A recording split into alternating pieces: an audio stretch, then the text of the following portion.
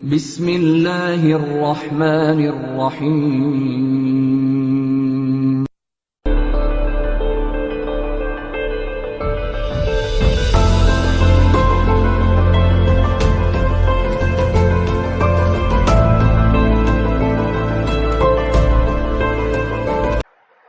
Bismillahirrahmanirrahim. Assalamu alaikum and welcome students. आज की इस वीडियो में हम एक्सरसाइज नंबर 2.1 के क्वेश्चन नंबर 2 से स्टार्ट करेंगे, लेकिन इससे पहले हम एक शॉर्ट सा रिव्यू ले लेते हैं अपने प्रीवियस वीडियो का। जैसा कि आपने अपने प्रीवियस लेक्चर में सीखा कि रूट्स ऑफ इक्वेशन का मतलब क्या है, डिस्क्रिमिनेंट किस तरह से फाइंड किया जाता है। ये आपके सामने डिस्क्रिमिनेंट का एक्सप्रेशन है जो कि हमने बेसिकली क्वाड्रेटिक फार्मूला में से ही उसे एक्सट्रैक्ट किया, b² - 4ac। उसके बाद आपने सीखा कि नेचर ऑफ रूट्स का मतलब क्या होता है। नेचर ऑफ रूट्स का मतलब है कि रूट्स इक्वल हैं या अनइक्वल, रियल हैं या इमेजिनरी, रैशनल हैं या इररेशनल, परफेक्ट स्क्वायर हैं या परफेक्ट स्क्वायर नहीं है। ये तमाम चीज़ें नेचर ऑफ रूट में लाई करती हैं। फिर हमने देखा कि डिस्क्रिमिनेंट की जो वैल्यूज़ हैं, उन वैल्यूज़ के मुताबिक हम नेचर ऑफ रूट को किस तरह से डिफाइन करते हैं। डिस्क्रिमिनेंट अगर 0 होगा तो ये उसकी नेचर होगी, डिस्क्रिमिनेंट अगर लेस देन 0 होगा तो ये नेचर होगी, अगर डिस्क्रिमिनेंट ग्रेटर देन 0 और परफेक्ट स्क्वायर भी होगा तो फिर ये नेचर होगी, और अगर डिस्क्रिमिनेंट ग्रेटर देन 0 हो लेकिन परफेक्ट स्क्वायर ना हो तो फिर ये नेचर होगी। तो बेटा ये जो टेबल आपके सामने दिया हुआ है, फर्स्ट ऑफ ऑल आप इसको अपने सामने नोट करके रखें, इसको अपने सामने किसी जगह पे लिख लें ताकि आज के आने वाले क्वेश्चंस में आपको जब भी इसकी ज़रूरत पड़े तो आपके सामने ये चीज़ मौजूद हो। तो ये स्क्रीन पे आपके सामने इस वक्त मौजूद है, ये चीज़ शो हो रही है, आप इसको फ़ौरन अपने नोटबुक्स पे नोट कर लीजिए, ठीक है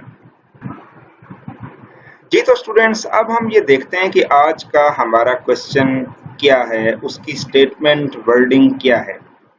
तो आपके सामने मौजूद है, find the nature of roots of the following given quadratic equations. Number 1, आपने कुछ क्वाड्रेटिक इक्वेशन जो आपको दी गई हैं, आप उनकी नेचर ऑफ रूट्स बताएं, ठीक है।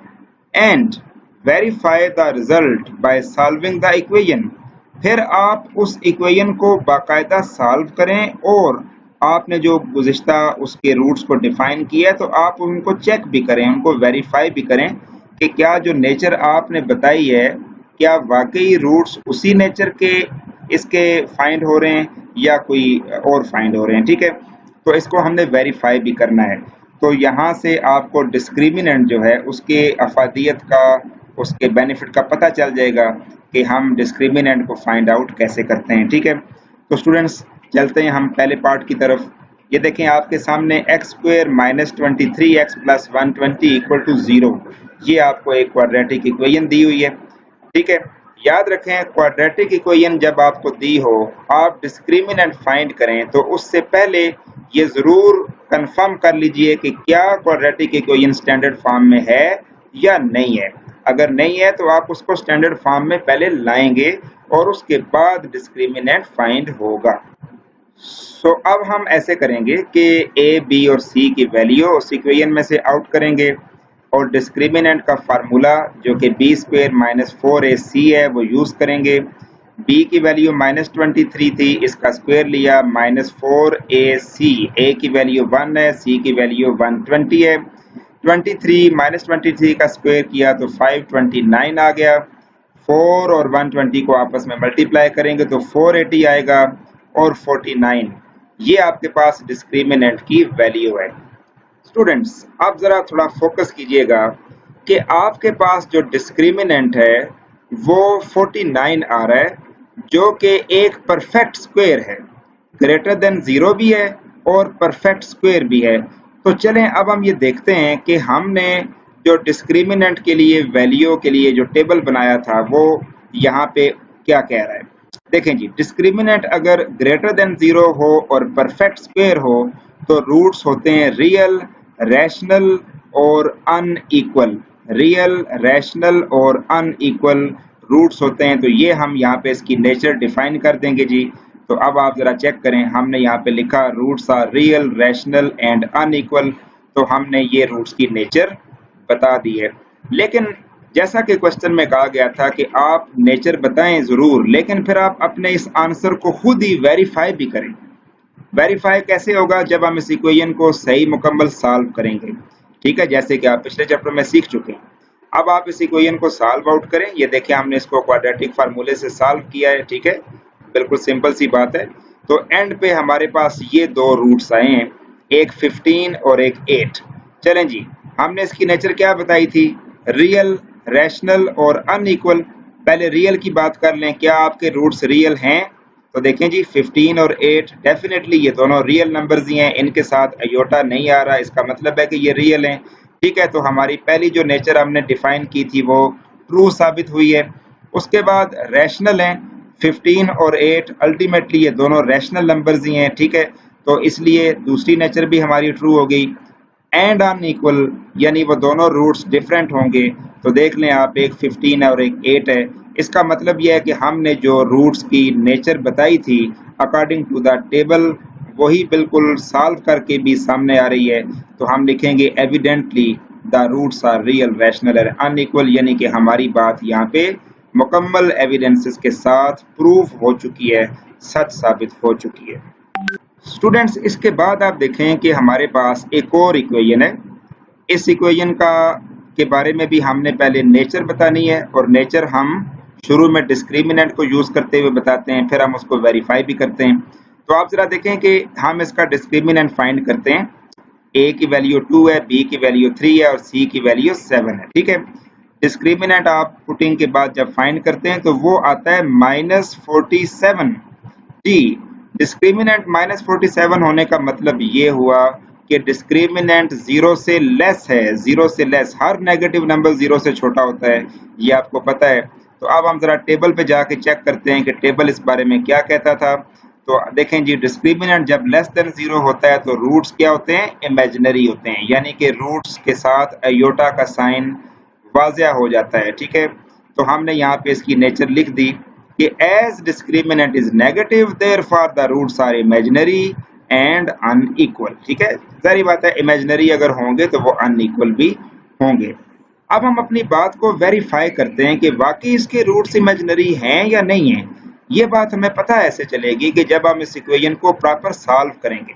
तो चलें जी, अब हम इसको सॉल्व करते हैं। ये आपके सामने हमने इसको सॉल्व करना शुरू किया। देखें, क्वाड्रेटिक फार्मूला यूज किया हमने, वैल्यूज अपनी अपनी जगह पे पुट की हैं, ठीक है।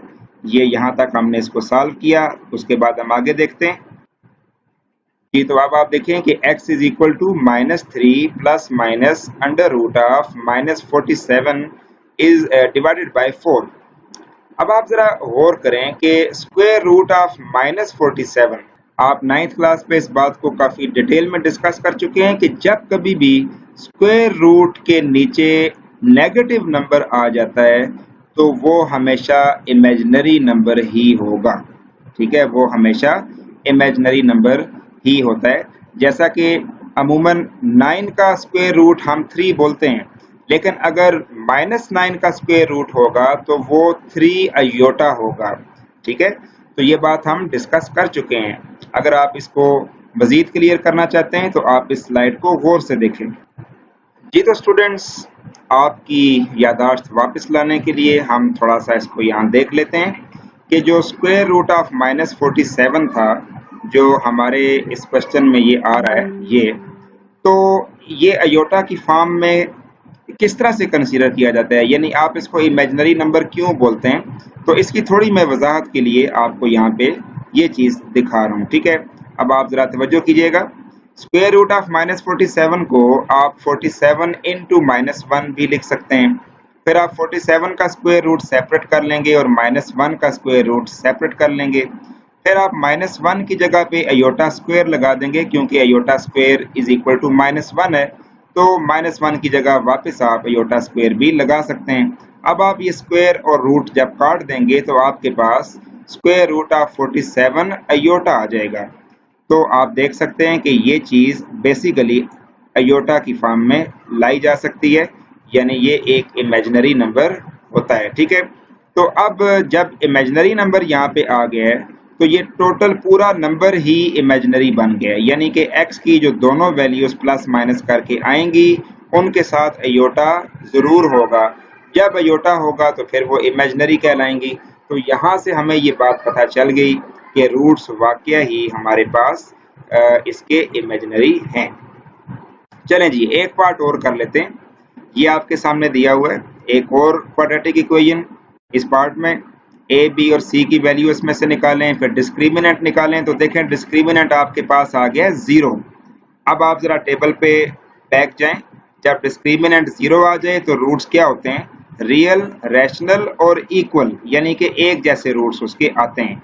तो अब हम अपनी इस बात को वेरीफाई करेंगे।